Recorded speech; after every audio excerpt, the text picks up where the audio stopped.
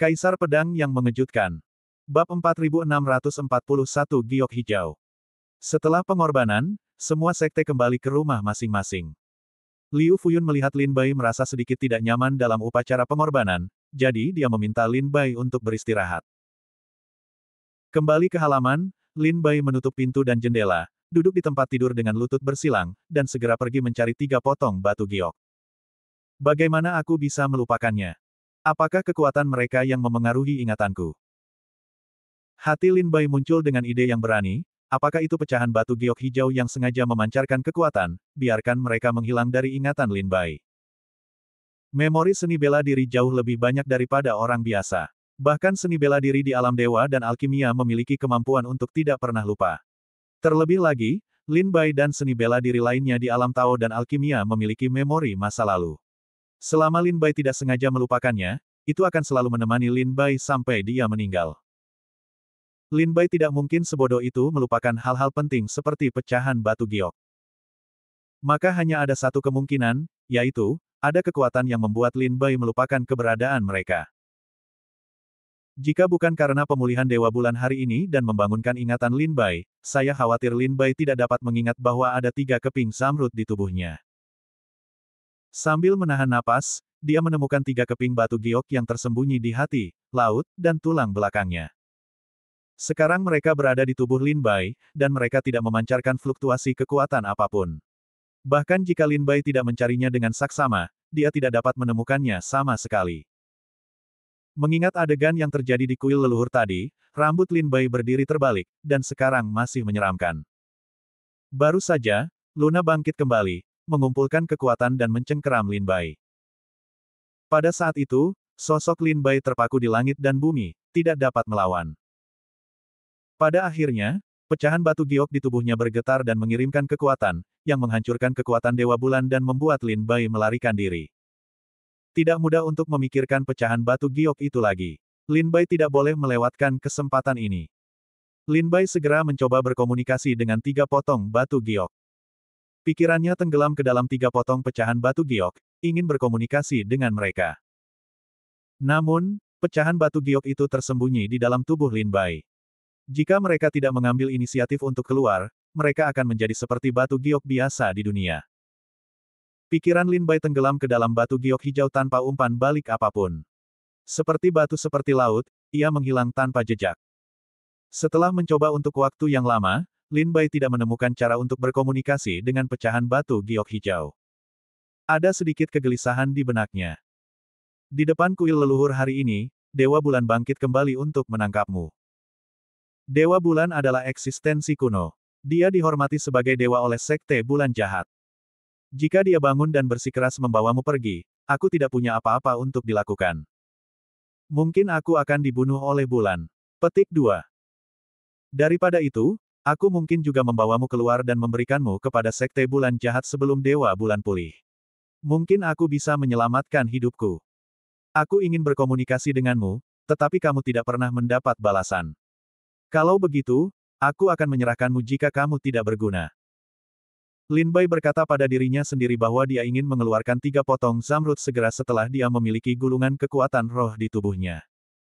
Tidak ada kepanikan dalam pecahan giok hijau. Roh Lin Bai dibiarkan berguling di atasnya, tetapi pecahan giok hijau seperti simpul dengan Lin Bai, dan tidak dapat dikeluarkan sama sekali. Pada pecahan giok hijau, ada sedikit kedipan fluoresensi, seolah-olah mengejek Lin Bai. Lin Bai sangat marah ketika melihatnya. Dia segera bergerak ke dalam dan menelan buah surga. Di bawah mobilisasi Lin Bai, 3 kekuatan menelan menyerang 3 potong batu giok. 3 potong batu giok hijau, cahaya hijau menyala dengan kuat, tampaknya menelan kekuatan buah surga memiliki rasa takut yang kuat. Cahaya hijau melayang dan melindungi batu giok hijau untuk menahan kekuatan menelan. Aku tidak memiliki temperamen yang baik seperti orang lain. Orang lain berpikir bahwa kamu adalah yang paling berharga dan hal-hal yang diciptakan, tetapi menurutku, jika kamu tidak dapat memberiku kesempatan, tetapi membawaku bahaya, maka kamu tidak memiliki arti keberadaan. Aku tidak peduli berapa banyak rahasia yang kamu miliki, dan aku tidak peduli apa asal-usulmu. Selama kamu akan membawaku bahaya, aku tidak akan menahanmu. Karena kamu ingin aku menjadi tempat berlindungmu, kamu harus memberitahuku kekuatanmu. Lin Bai mendesak kekuatan menelan buah surga, dan ingin menghancurkan pecahan batu giok secara langsung. Tentu saja, Lin Bai hanya menggertak mereka. Dia tidak benar-benar ingin menghancurkan pikiran mereka. Bagaimanapun juga, asal-usul pecahan giok ini terlalu misterius, dan memiliki terlalu banyak hubungan dengan klan Tuntian dan klan Dewa Raksasa. Cahaya hijau dari pecahan zamrud berkedip-kedip dengan hebat, dan memiliki rasa takut dan takut yang kuat terhadap kekuatan menelan buah surga. Inilah saatnya. Ketika kekuatan menelan buah surga secara bertahap menghancurkan perlindungan cahaya hijau giok, ketiga potong giok itu bergetar bersama, dan cahaya hijau berkedip, langsung menutupi Lin Bai. Di kamar Lin Bai, cahaya hijau berkedip-kedip melalui celah-celah pintu dan jendela. Jika seseorang memasuki kamar Lin Bai saat ini, dia dapat melihat bahwa Lin Bai pingsan di tempat tidur dan tidak sadarkan diri. Lin Bai merasa bahwa roh dan kesadarannya ditarik keluar dari tubuhnya oleh batu giok hijau. Cahaya hijau yang menyilaukan membuatnya tidak dapat melihat apapun. Ketika cahaya hijau menghilang dari matanya dan penglihatannya berangsur-angsur pulih, Lin Bai menemukan bahwa dia telah datang ke suatu tempat di tanah kuno. Ada awan di langit, dan anginnya suram. Ini adalah... Mata Lin Bai bingung dan dia melihat sekeliling dan berjalan maju. Tidak ada tanda-tanda kehidupan di dunia yang mati. Gunung-gunung di kejauhan layu dan hancur, seperti kemunduran setelah perang besar. Pohon-pohon membusuk di pegunungan, mengeluarkan bau yang menyengat dan menjijikkan. Dia ingin menyebarkan pikiran dan perasaannya, tetapi menemukan bahwa pikiran dan perasaannya terkurung dalam tubuhnya. Tubuh roh dipadatkan menjadi esensi di sini dan dapat dilihat dengan jelas.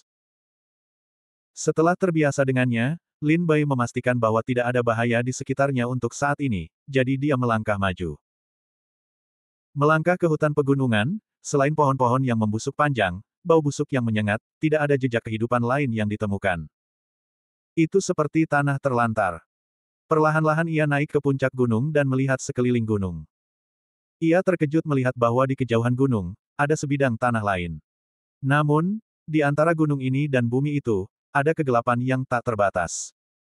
Gunung tempat ia berada sekarang seperti pulau yang mengambang di kehampaan. Di sekelilingnya ada kehampaan gelap yang tak berujung. Ia pergi ke tepi gunung dalam kegelapan.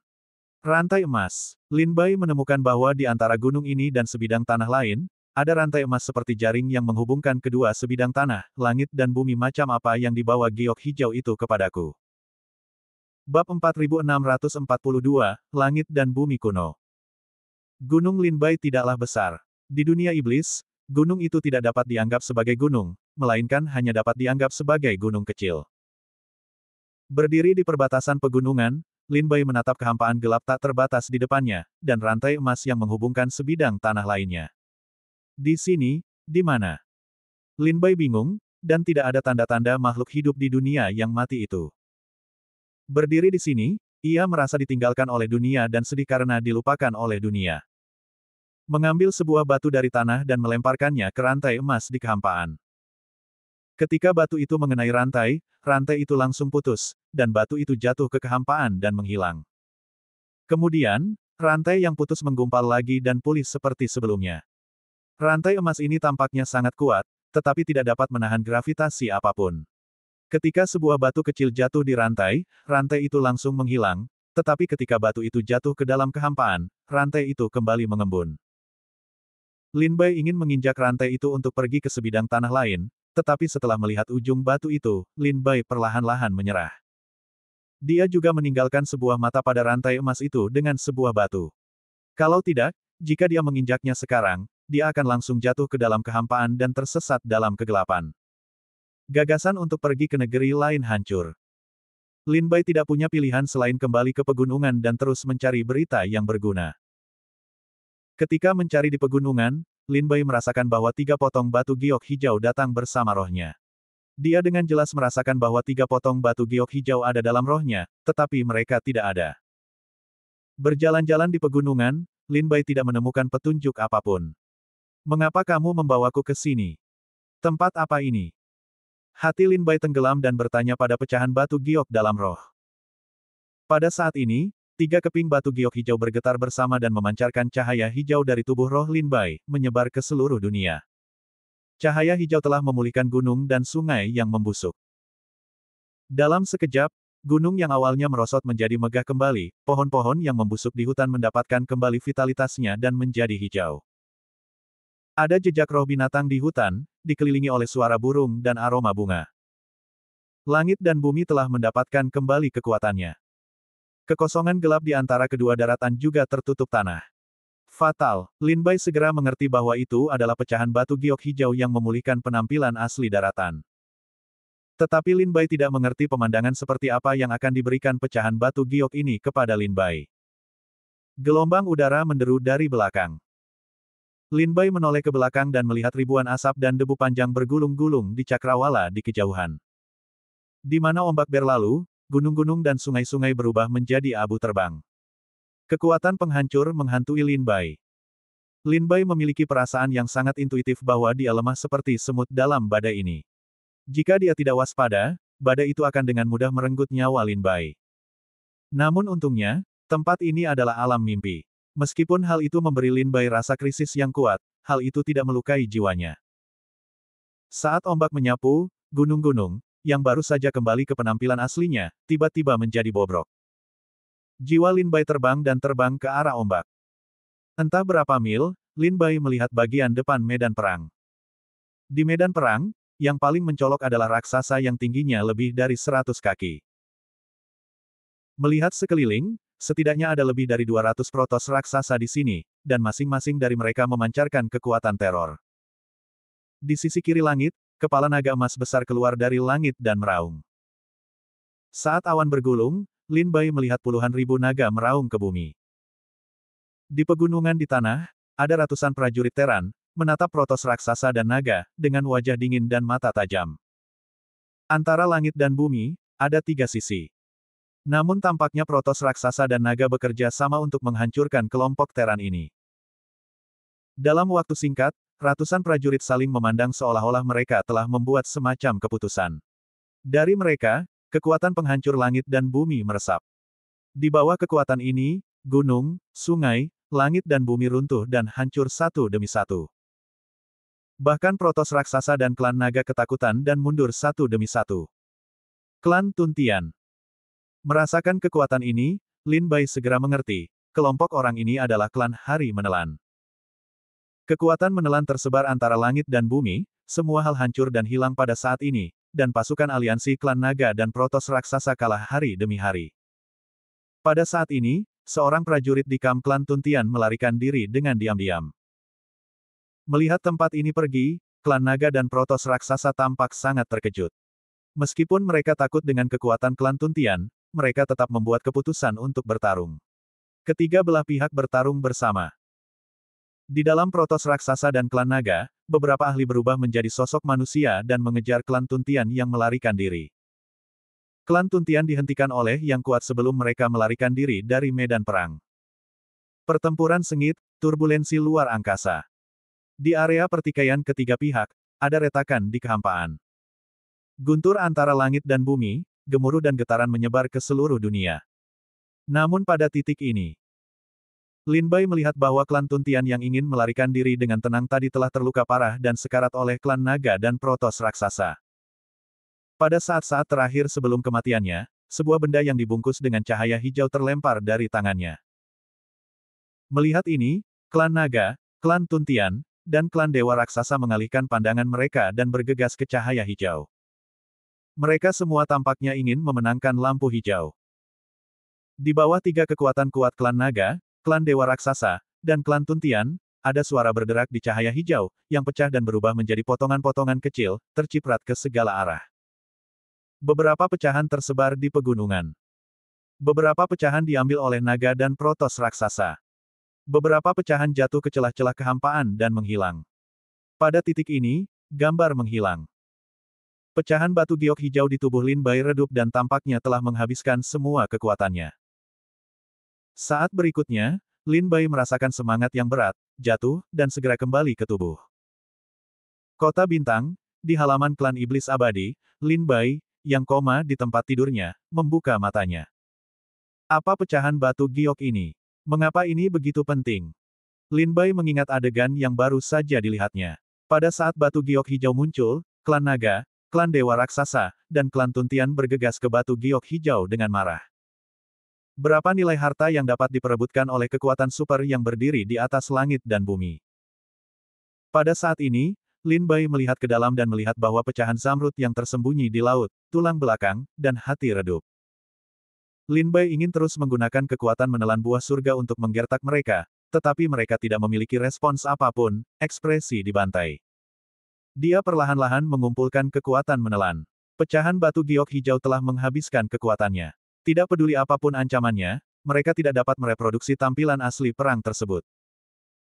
Jika kamu bisa mendapatkan lebih banyak batu giok, mungkin kamu bisa melihat lebih banyak. Mata Lin Bai berbinar dan berkata dengan suara rendah, sepertinya ada 9 batu giok di tangan Gagak. Ketika kamu menemukan Gagak, carilah cara untuk mendapatkannya. Bab 4643, Arena. Lin Bai sedang beristirahat di halaman kecil. Liu Fuyun memanggil semua seniman bela diri di tingkat Tao dan meminta mereka untuk bertanding besok. Setelah pengorbanan kepada Dewa Bulan, kompetisi seni bela diri Daozun akan dimulai besok. Kompetisi ini akan berlangsung selama 5 hari. Dengan semakin dekatnya kompetisi, Kota Bintang juga mulai ramai. Pemain utama dan kasino dibuka satu demi satu. Menurut peringkat pada daftar bintang, mereka menetapkan peluang untuk setiap pertandingan. Kontes perjamuan bulan jahat menarik perhatian 1000 negara bagian bulan jahat setiap saat. Bukan hanya kota bintang yang akan mendirikan rumah judi, tetapi juga kota-kota besar di Yuezhou telah mengumpulkan banyak seniman bela diri, terutama untuk mendirikan rumah judi. Ada juga banyak rumah judi di prefektur ke-27 Yunling, yang dekat dengan Yuezhou. Dari katup gerbang dan keluarga kaya di Xiyue Qianzu, banyak anak bangsawan akan pergi ke rumah judi untuk bertaruh. Dahulu kala, sebagian orang mengandalkan perjamuan bulan jahat untuk menghasilkan banyak uang, sementara yang lain menghabiskan banyak uang dan kehilangan semua uang mereka. Sekte Xiyue telah menetapkan aturan dan mendirikan tempat perjudian. Sekte ini tidak ikut serta, tetapi juga mengharuskan anggota klan dan keluarga yang berpartisipasi dalam kompetisi seni bela diri untuk tidak ikut serta dalam tempat perjudian dan taruhan. Mudah untuk bersedia. Jika anggota klan dan keluarga yang berpartisipasi dalam kontes juga bertaruh di rumah judi, mudah untuk melawan pertandingan palsu. Meskipun sekte bulan jahat masih ada, banyak keluarga dan sekte yang lemah secara diam-diam mendirikan rumah judi dan taruhan untuk membiarkan murid-murid mereka melepaskan air dalam kompetisi. Misalnya, Tian Hengzong, dalam perjamuan bulan jahat terakhir, Tian Hengzong dilaporkan dengan nama aslinya untuk ikut serta dalam perjudian dan mendirikan rumah judi, dan murid-muridnya secara diam-diam melepaskan air. Itu menimbulkan sensasi pada saat itu. Pada akhirnya, jawaban yang diberikan oleh Tian Hengzong adalah bahwa murid-muridnya tidak ada hubungannya dengan sekte tersebut, dan murid mana yang juga dieksekusi di tempat. Tidak diketahui apakah itu Tian Hengzong atau murid yang mana. Putih di timur, dikelilingi kabut. Liu Fuyun, pengikut Sekte Iblis Abadi, berjalan keluar rumah dan pergi ke blok pusat Kota Bintang. Di pusat Kota Bintang, itu adalah tempat kompetisi seni bela diri. Ada cukup ruang untuk 100.000 orang untuk memasuki arena. Di arena kompetisi seni bela diri, Sekte Bulan Jahat secara khusus menyiapkan barisan pertahanan. Bahkan jika praktisi seni bela diri di alam Tao melakukan yang terbaik, mereka tidak akan membiarkan efek samping dari kompetisi menyebar ke meja pengamatan. Setiap kali ada perjamuan besar bulan jahat, Sekte Bulan Jahat akan mengundang 3 leluhur alam Tai Dao Guo sebagai juri, jika ada murid yang tidak dapat berhenti bertarung dan melukai kehidupan orang lain. Seni bela diri alam Tai Dao Guo mungkin langka di tempat-tempat terpencil seperti negara bagian 13 abadi, tetapi tidak terlalu langka bagi Sekte Bulan Jahat. Menurut Sekte Bulan Jahat, ada lebih dari 100 orang kuat di Sekte Tai Dao Guo. Tetapi ini semua adalah kata-kata Sekte Bulan Jahat. Tidak seorang pun tahu jumlah pasti Tai Dao Guo yang kuat di Sekte Bulan Jahat. Mungkin lebih dari 100, mungkin kurang dari 100. Di Sekte Bulan Jahat, seni bela diri di alam Tai Dao Guo tidak dapat disebut Laozu, tetapi tetua. Laozu, dalam Sekte Bulan Jahat adalah yang terkuat di atas ranah Daluo Dao Guo. Di luar kompetisi, Liu Fuyun menunjukkan token identitasnya kepada murid penjaga Sekte Bulan Jahat, dan dipimpin oleh murid Sekte Bulan Jahat ke kursi pengamat. Meskipun Lin Bai dan Jiang Xuansu adalah kultivasi Dewa Tao, hari ini bukan kompetisi mereka, tetapi mereka juga ingin melihat situasinya. Ketika dia datang ke kursi pengamat, Lin Bai menemukan bahwa kursi itu penuh dengan prajurit dan sudah terlalu padat. Di arena melingkar, area barat dan utara sudah terlalu padat, dengan sedikit celah. Di selatan dan timur, masih ada beberapa area yang bebas. Kimeng berkata, ada dua jenis orang yang berjalan di sisi utara Silin, dan ada dua jenis penonton. Satu adalah Wu Ze yang hanya termasuk dalam yurisdiksi Sekte Siyiwe, yaitu, keluarga dan sekte utama dari 72 negara bagian Siyiwe. Satu adalah master kultivasi yang tersebar dari negara bagian lain. Di daerah selatan, pengamat seni bela diri sebagian besar adalah murid Sekte Bulan Jahat. Itu karena banyaknya murid yang datang untuk bertanding dengan Dongmen. Arena besar itu dipotong dengan hati-hati menjadi 4 bagian oleh Sekte Bulan Jahat, menempatkan petarung yang berbeda di posisi yang berbeda. Kelihatannya kacau, tetapi sebenarnya teratur. Tuan, ini adalah daerah tempat klan Anda berada. Harap diingat bahwa dalam setengah bulan ke depan, klan Anda akan menyaksikan pertempuran di sini. Murid Sekte Bulan Jahat memimpin Sekte Iblis Abadi dan yang lainnya ke daerah kosong. Di daerah ini, ada lebih dari 300 meja dan kursi kosong. Di tengah daerah itu, ada sekelompok bendera dengan 4 karakter, setan abadi. Lin Bai mendongak dan melihat sebuah bendera di area timur, dengan nama-nama berbagai aliran tertulis di atasnya secara berkala, seperti, Sekte Dewa Bulan Merah, Keluarga Li Yunling, Sekte Bulan Jahat, Sekte Tianheng, Sekte Guiyue, Sekte Xixia, dan Villa Feng Shui. Lin Bai mengenal beberapa aliran, dia melihat area itu satu persatu. Tidak ada seorang pun di area Sekte Bulan Jahat. Saya rasa para pengikut Sekte Bulan Jahat belum tiba. Li Xialing, Ziyunzuo dan area lainnya telah dihuni. Akhirnya, Lin Bai melihat ke Villa Feng Shui dan melihat prajurit Villa Feng Shui. Saya ingin melihat orang-orang Tuntian yang mana, tetapi Lin Bai tidak mengenalnya. Bahkan jika dia melihatnya, dia tidak tahu bahwa dia adalah orang-orang Tuntian. Setelah berterima kasih kepada para pengikut Sekte Bulan Jahat, Liu Fuyun memerintahkan mereka untuk mencari tempat duduk dan duduk, menunggu kompetisi dimulai. Lin Bai, Jiang Xuansu, Gong Jian, Meng Qi, dan banyak seniman bela diri lainnya di alam dewa duduk di belakang Liu Fuyun dan melihat ke arena yang ramai. Suara ratusan ribu orang, meskipun suara masing-masing orang sekecil nyamuk, tetapi itu juga tsunami. Mata mereka bersemangat dan panas, menantikan dimulainya kontes. Terutama para prajurit di wilayah barat dan utara, mata mereka terus melihat kontes di wilayah timur. Di bawah tatapan mata yang panas seperti itu, kompetisi belum dimulai, dan darah banyak murid sudah mulai membara. Mereka ingin melakukan sesuatu setelah kompetisi. Ketika matahari terbit di timur dan matahari yang hangat menghilangkan dinginnya bumi, para murid Sekte Bulan Jahat masuk secara bergantian. Sejauh ini, semua gerbang utama yang berpartisipasi dalam kontes telah tiba. Setelah beberapa saat, seorang lelaki tua berjubah abu-abu, yang abadi, melayang turun dari langit. Dia tersenyum dan menundukkan tangannya untuk menghadap penonton sambil memberi hormat, saya Luo Wuling, Sekte Bulan Jahat. Terima kasih telah datang jauh-jauh ke perjamuan ini. Saya sangat berterima kasih karena telah mewakili Sekte Bulan Jahat. Saat lelaki tua itu memberi hormat, seluruh penonton menjadi gempar, Luo Wuling Tai Daoguo. Benar sekali datang ke perjamuan Bulan Jahat. Pada hari kerja, Tai Daoguo yang kuat yang tidak dapat melihat akhirnya tetapi kepala naga dapat melihatnya. Saya akan menunggu untuk bertemu Tuan Luo. Bertemu Tuan Luo. Dengan munculnya Luo Wuling, seluruh penonton menjadi panas. Bab 4644 Aturan Kompetisi. Ada banyak kegaduhan dalam kontes tersebut. Luo Wuling mengangkat tangannya yang kering dan dengan lembut menekannya ke bawah. Sebuah kekuatan tak kasat mata menyebar ke seluruh area kompetisi dan meredam seluruh suara. Aku sudah tahu kamu tidak sabar. Aku tidak akan banyak bicara. Aku akan menjelaskan peraturan kontes ini. Luo Wuling berkata sambil tersenyum, secara khusus, mohon dengarkan baik-baik sekte dan keluarga yang berpartisipasi dalam kompetisi seni bela diri di wilayah timur.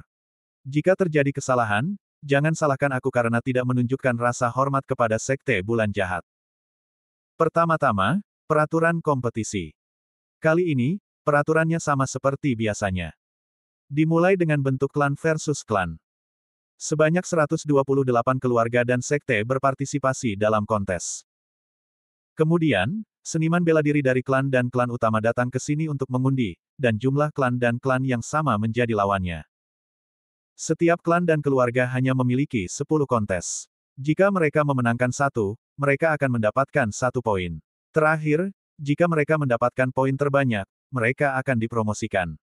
Jika seri, akan ada pertandingan tambahan. Terserah para tetua dari masing-masing sekte untuk memutuskan 10 prajurit yang akan dikirim oleh masing-masing klan dan klan untuk bertanding.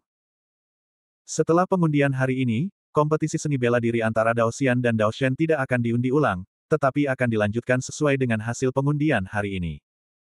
Apakah kalian semua mengerti? Luo Wuling melihat kembali ke area timur berbagai sekte, dan bertanya sambil tersenyum. Liu Fuyun dan para tetua dari masing-masing sekte di area timur bangkit satu demi satu dan menundukkan tangan mereka untuk menjelaskan. Jika beberapa sekte tidak mengerti, mereka akan segera bertanya, dan Luo Wuling akan dengan sabar menjelaskan. Pada akhirnya, klan dan keluarga yang ikut serta dalam perang di wilayah timur tidak keberatan. Luo Wuling melanjutkan, dalam kompetisi, Anda tidak dapat menyakiti kehidupan orang lain. Jika seseorang mengambil kesempatan ini untuk membalas dendam, Sekte Bulan Jahat saya tidak akan menunjukkan kasih sayang apapun. Tentu saja, jika Anda tidak dapat berhenti menggunakan beberapa keterampilan sihir dalam kompetisi, saya akan menghentikannya sendiri. Berikutnya, ada hadiah kompetisi. Ini juga merupakan hal terpenting bagi cabang dan keluarga utama. 3 kumpulan hadiah akan disiapkan untuk kompetisi ini, yang masing-masing berada pada 3 tingkat penghormatan, Daoxian dan Daoshen. Harta karun ini dikumpulkan oleh Sekte Bulan Jahat selama bertahun-tahun, dan merupakan yang terbaik di dunia. Misalnya, hadiah Daozun termasuk pil Wanlong, pil Bai Senggu, pil Bai Hexian. Susunannya meliputi, susunan 12 dewa dan iblis, susunan naga pembunuh makhluk hidup, susunan Suran Raka, dan seterusnya. Jalan ajaibnya adalah, Formula Breaking Dawn, perubahan awan 18, Formula Pedang Naga. Tunggu sebentar. Hadiah Daoxian, pilnya memiliki susunannya memiliki, kekuatan ajaib Tao dan Dharma memiliki. Hadiah Dewa Tao, pilnya memiliki susunannya memiliki kekuatan ajaib Taoisme termasuk. Jika jumlahnya terlalu banyak, saya tidak akan menguraikannya satu per satu. Nanti, beberapa murid akan mengirimkan daftar hadiah ke setiap sekte. Luo Wuling tertawa dan menceritakan hal-hal langka di 3 kumpulan hadiah, dan banyak dari mereka yang antusias. Daozun menghadiahkan ramuan bangau putih.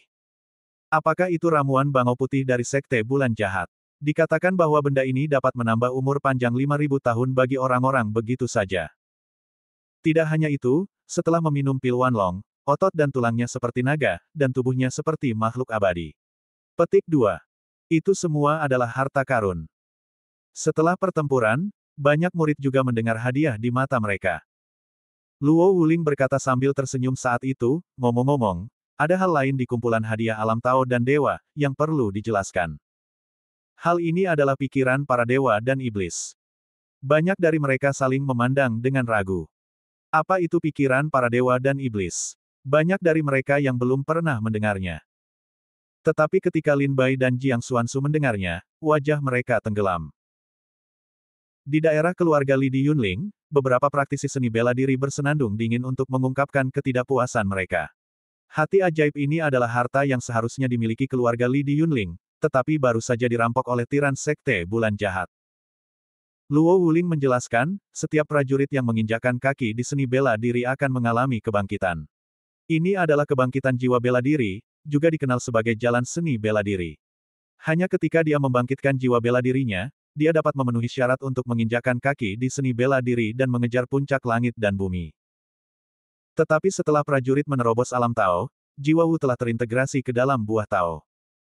Pada saat ini, prajurit akan mengantar kebangkitan kedua. Petik 2. Kebangkitan jiwa bela diri, hampir setiap prajurit dapat berhasil bangkit, hanya sejumlah kecil yang ditinggalkan oleh seni bela diri, tidak dapat membangkitkan jiwa bela diri.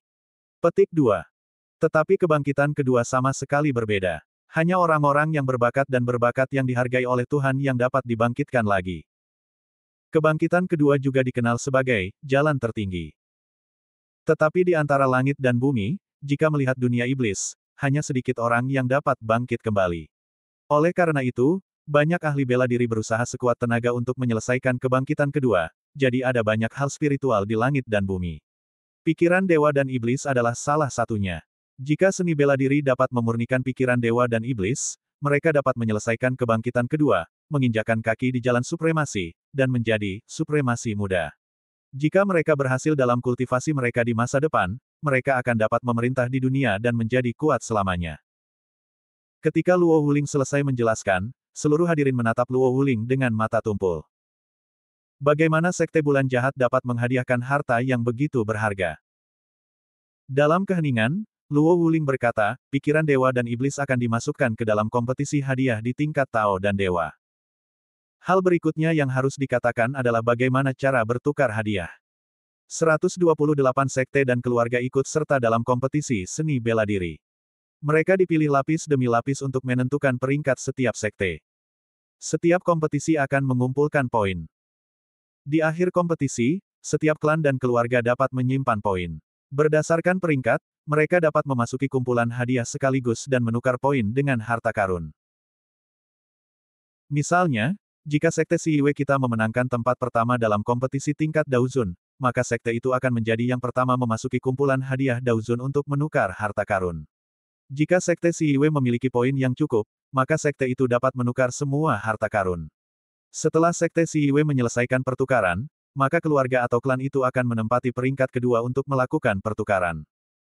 Luo Wuling menjelaskan dengan perlahan. Tetua sekte itu bertanya, jika uang ditukar sampai akhir, tidak akan ada harta karun yang tersisa. Luo Wuling berkata sambil tersenyum, pertanyaan yang bagus, teman Tao. Jika keluarga atau klan di barisan depan memiliki banyak poin dan dapat menukar semua harta karun, Sekte Bulan Jahat tidak akan menambahkan harta karun ke kumpulan hadiah, maka keluarga dan klan di posisi jabatan hanya dapat kembali dengan tangan hampa. Oleh karena itu, mohon doronglah murid-muridmu untuk berjuang mencapai puncak tanpa takut akan kesulitan dan bahaya. Setelah mendengarkan aturan hadiah, mata Lin Bai mengecil. Aturan ini kejam. Jika keluarga dan klan di barisan depan memiliki banyak poin, maka saat bertukar harta, klan dan klan di barisan bawah tidak akan memiliki harta untuk ditukar. Bab 4645 Pertarungan Maut. Di arena pertandingan, semua keluarga dan klan yang berpartisipasi dalam perang mendengarkan peraturan pertandingan. Meskipun ini bukan pertama kalinya bagi banyak sekte untuk berpartisipasi, mereka lebih peduli dengan peraturan. Luo Wuling menghabiskan waktu setengah jam untuk menjelaskan semua peraturan dan menjawab semua pertanyaan. Sampai semua peserta tidak memiliki pertanyaan, dia berkata, baiklah, karena kalian tidak memiliki pertanyaan, silakan minta para tetua dari semua sekolah untuk datang dan mengundi nama. Dengan lambaian tangannya, Luo Wuling melihat 128 bola cahaya lagi di depannya. Dia diselimuti kabut putih tebal dan melihat ke bawah ke apa yang ada di dalamnya. Saya harap kita dapat mengundi klan atau keluarga yang lebih lemah, setidaknya kita dapat bertahan di babak pertama. Sambil menghela napas dalam-dalam, Liu Fuyun bangkit dan pergi ke arena. Jika tidak ada operasi rahasia, pengundian adalah masalah keberuntungan. Keberuntungan baik atau buruk dapat menentukan arah pertandingan seni bela diri klan dan keluarga tertentu. Misalnya jika seseorang masuk ke Sekte Bulan Jahat, itu akan menjadi 8 nyawa. Sulit juga untuk sampai ke Villa Feng Shui dan keluarga Li Di Yunling. Gu Yuezong dan Zixiazong tidak memiliki banyak bakat luar biasa selama bertahun-tahun ini, tetapi mereka memiliki fondasi yang dalam, dan jika mereka bertemu dengan mereka, mereka akan sangat sulit dihadapi. Saat Liu Fuyun pergi ke arena, para tetua dan sekte dari setiap sekte juga pergi ke arena. Lebih dari 100 tetua secara acak melepaskan bola cahaya di depan Luo Wuling, menghancurkan cahaya dan mengungkapkan sebuah angka. Para murid dari semua sekte berkonsentrasi untuk melihat nama-nama di tangan para tetua mereka, berharap menemukan lawan yang lebih lemah. Lin Bai dan Jiang Xuanzu juga melihat Liu Fuyun. Karena undian hari ini tidak hanya menentukan siapa yang akan dihadapi klan iblis abadi di babak pertama, tetapi juga lawan dari Daozun dan Daoshen dalam setengah bulan ke depan. Liu Fuyun berjalan mendekati Luo Wuling, tersenyum dan mengepalkan tangan, lalu mengambil bola cahaya dari udara. Bola cahaya itu perlahan-lahan menghilang di telapak tangannya, dan sebuah angka muncul di telapak tangannya. 29. Begitu mata murid Sekte Iblis Abadi itu berkedip, dia segera melihat ukuran huruf di tangan tetua klan lain di arena kompetisi, dan dengan cepat menemukan ukuran huruf yang sesuai. Di telapak tangan seorang lelaki tua berjubah putih, ada angka yang sama mengambang. Ketika Lin Bai menemukan lelaki tua itu, dia langsung bertanya, siapa orang ini? Gerbang mana itu? Mata Jiang Xuanzu menyusut sebelum dia bisa berbicara. Mata Meng Qi berkedip dan berkata dengan ngeri, aku terluka. Banyak murid Sekte Iblis ketakutan setengah mati. Dari raut wajah orang-orang, Lin Bai tidak sulit menebak bahwa Liu Fuyun dan klan Iblis Abadi pasti telah banyak menarik undian. Orang tua berpakaian putih itu pasti berasal dari klan yang kuat. Liu Fuyun melihat sekeliling arena dan melihat orang tua itu. Dia tidak bisa menahan senyum pahit. Dia berjalan mendekat dan berbicara satu sama lain. Gong Jian mengerutkan kening dan bertanya, saudara muda King Luo dan saya sama-sama datang ke sini untuk pertama kalinya. Kami tidak mengenal para tetua dari sekolah yang berbeda. Sekte mana orang tua berpakaian putih itu? Mengapa Anda berbicara tentang itu? Semua orang melihat Meng Qi. Meng Qi berpartisipasi dalam kompetisi untuk kedua kalinya. Dia akrab dengan orang-orang kuat dari berbagai sekolah. Kehendak Tuhan, kehendak surga. Wajah Meng Qi memucat dan berkata tanpa daya, orang tua berpakaian putih adalah tetua dari Villa Feng Shui. Villa Salju, Villa Salju, Villa Salju. Para saudari muda Meng Fei takut untuk menjawabnya. Semua orang tercengang, ternganga, tak percaya, dalam keadaan tak sadarkan diri. Mereka tidak akan pernah menyangka bahwa babak pertama kompetisi seni bela diri Iblis Abadi diundi ke Villa Feng Shui.